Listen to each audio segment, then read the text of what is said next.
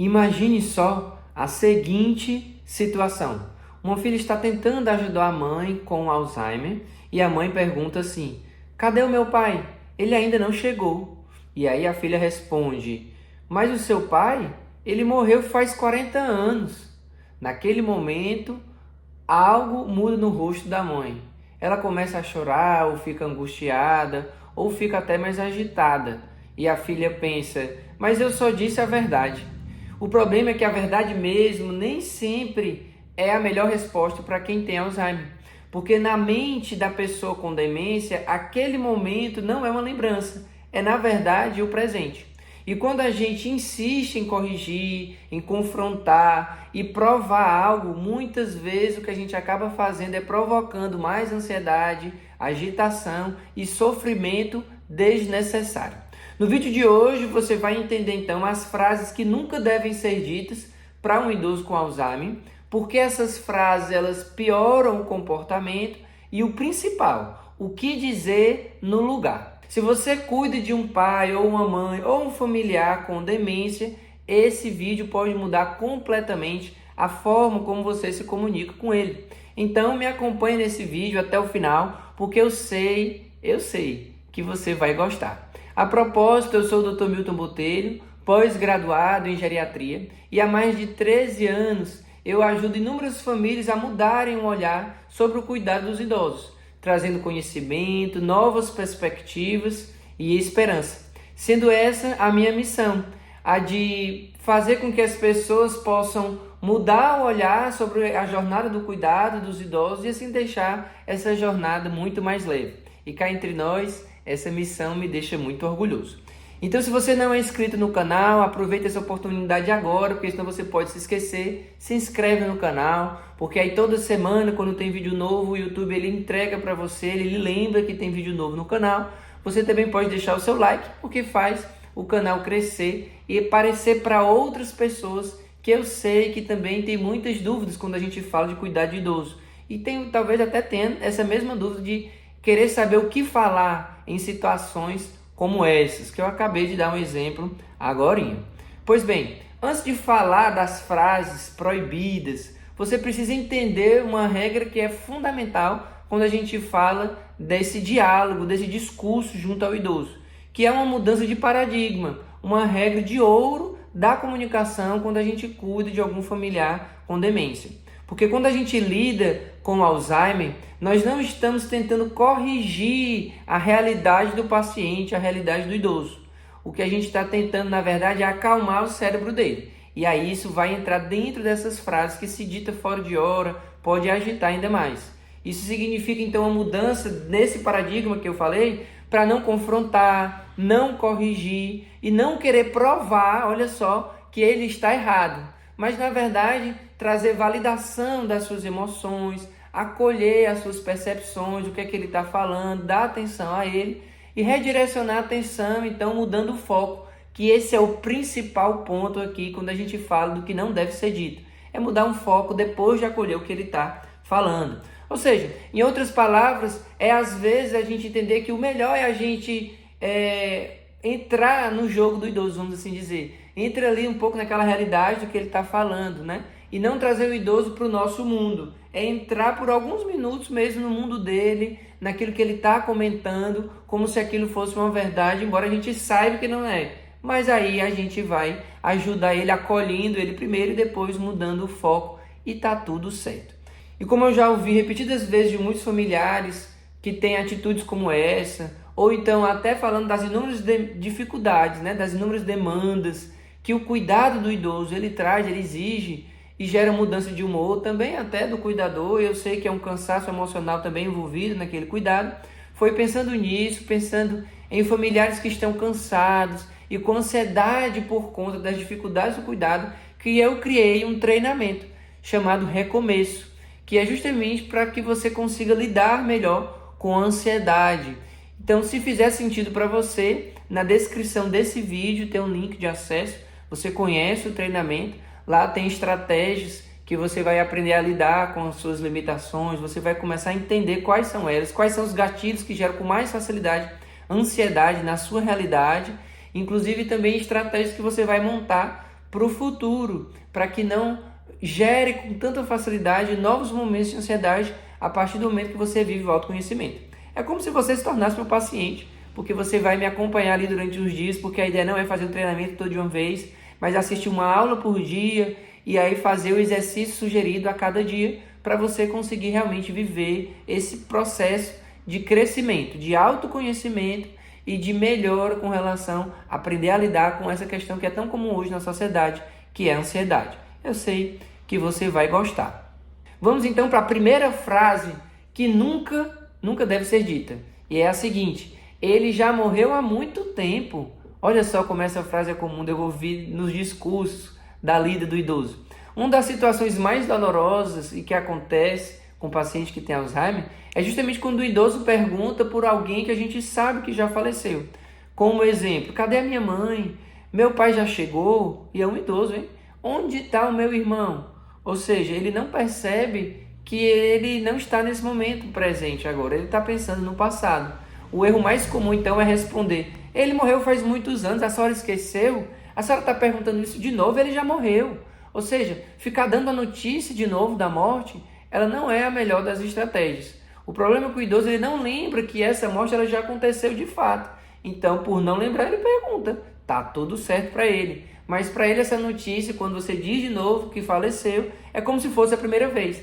Então ele recebe uma notícia ruim, vamos assim dizer, várias vezes, a cada vez que você diz que já morreu. E aí isso gera angústia, chateação, ele pode chorar de novo, enfim, gera todo esse transtorno e que pode ser evitado. Se você compreende que ele realmente não sabe, ele não vai lembrar desse evento morte e aí vai questionar outras vezes.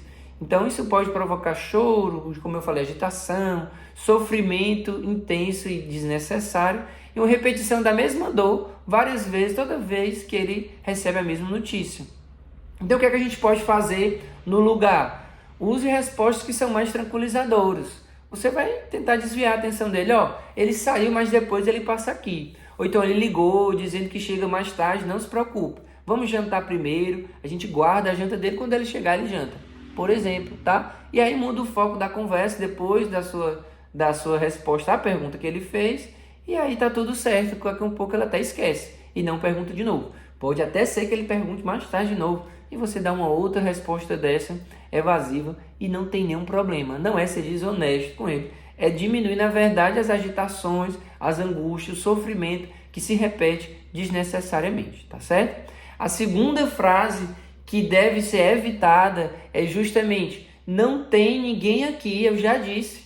Olha só, alucinação visual ou alucinação auditiva, ela pode sim acontecer em vários tipos de demência. Então o idoso ele pode dizer: tem criança ali na sala, eu estou vendo. Olha só, então tem alguém ali na porta, eu estou vendo um bicho ali na parede.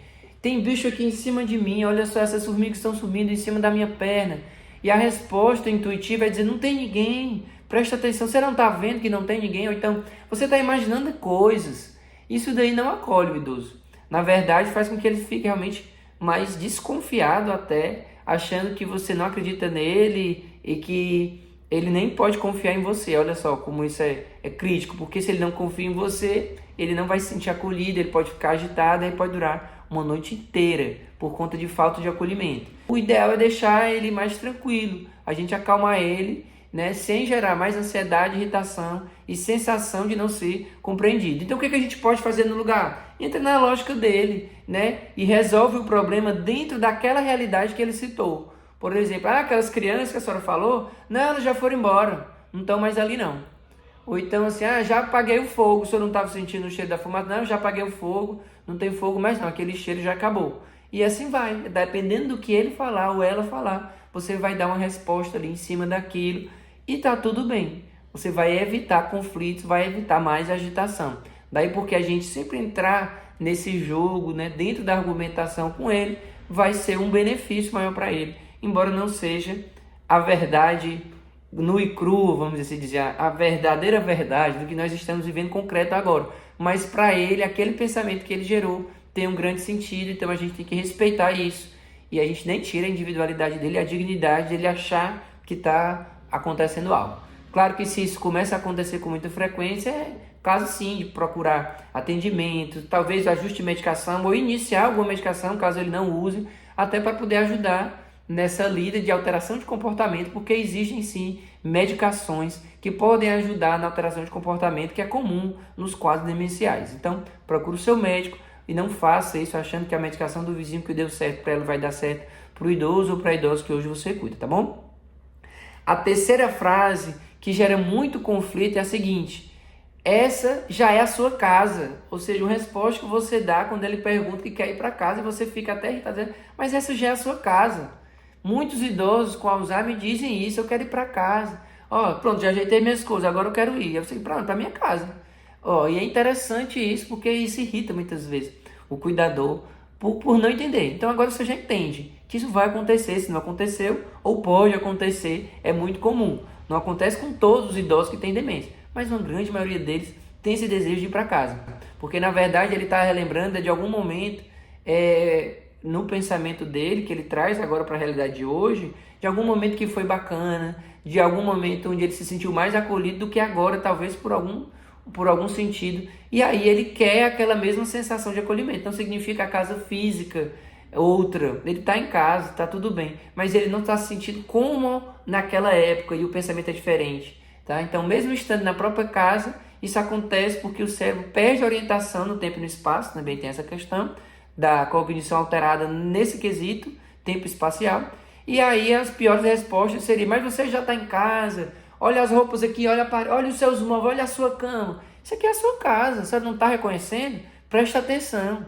Isso deixa o idoso realmente muito mais agitado. Essa estratégia não funciona. O que seria melhor então é validar o desejo dele e adiar essa ação com calma. Então assim, tá, nós vamos, mas como já está de noite, né? Vamos deixar ficar de manhã para poder a gente pegar a estrada, porque assim não dá. De noite é muito perigoso. Então eu vou ligar para o motorista mais tarde, porque agora ele não pode, e aí ele vem buscar a gente, tá tudo certo. E você vai adiar e depois muda o foco.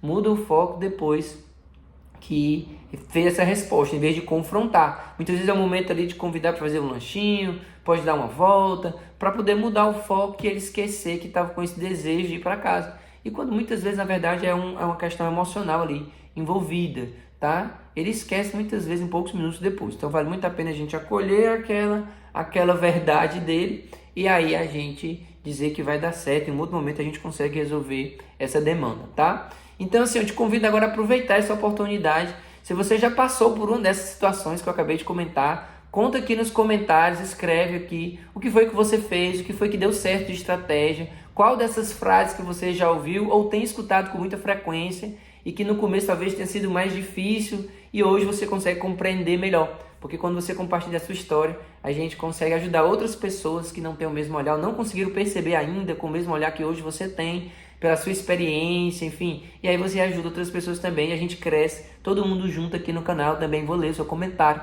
vou comentar em cima dele, inclusive, das experiências que eu tenho diariamente aqui no ambulatório de geriatria. Vamos para a quarta frase que a gente tem que evitar, que desencadeia, eu sei, assim, mais agressividade. Você não pode fazer isso. Olha só, impedir que o idoso faça algo com uma frase imperativa, assim como essa, como uma ordem, nossa, isso daí pode ser o desencadear de um dia todo diferente, porque ele realmente vai ficar ali chateado, achando que você está mandando nele. Olha só, eu escutei, ele não manda em mim.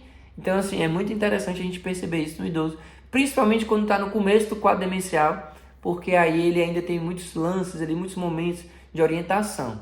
O idoso, então, ele pode querer subir uma escada, ou mexer no fogão, sair sozinho, fazer alguma tarefa perigosa. E a reação natural nossa é justamente essa: você não pode, você não sabe, você está errado, você não consegue mais. Nossa, inutiliza ele quando ele escuta essa frase. Em vez disso, a gente tem que acolher e tentar se inserir, tentar mudar o foco. Então, o que soa como uma ordem é como uma imposição, realmente não vai dar certo. Pode provocar, sim, muito mais irritação, até agressividade, e uma insistência maior de querer fazer aquilo como uma birra. É muito comum a gente ver isso. Mas na verdade é para provar que você não manda nele ou nela. Então a melhor abordagem seria redirecionar aquela ação. Então, vamos fazer o seguinte: deixa que eu subo na escada e o senhor me dá as ferramentas, eu posso lhe ajudar. Quando está querendo subir a escada para trocar uma luz na despensa, Por exemplo, isso aconteceu comigo esses dias, inclusive na consulta a filha comentou. Ou então assim, mãe, me ensina a fazer essa receita para poder ela junto contigo preparar os ingredientes e você que vai para o fogo, você que vai para o fogão. Evita então ali um acidente. Você não tira ele de cena, mas ao mesmo tempo, diminuindo os riscos, você faz com que ele participe de alguma forma daquela ação, sem negar a vontade que ele tem de fazer aquilo, sem tirar ele de tempo, vamos dizer assim, sem tirar ele totalmente da jogada, porque ele tem desejo de participar, ele quer fazer alguma coisa, ele quer se sentir útil. Então, preserva-se a dignidade e evita conflitos quando você tenta direcionar aí como que você vai fazer. Eu sei que não é fácil, mas a gente consegue mudar. A gente primeiro tem que mudar o pensamento, daí porque a história do paradigma que eu comentei lá no começo dessa aula com vocês.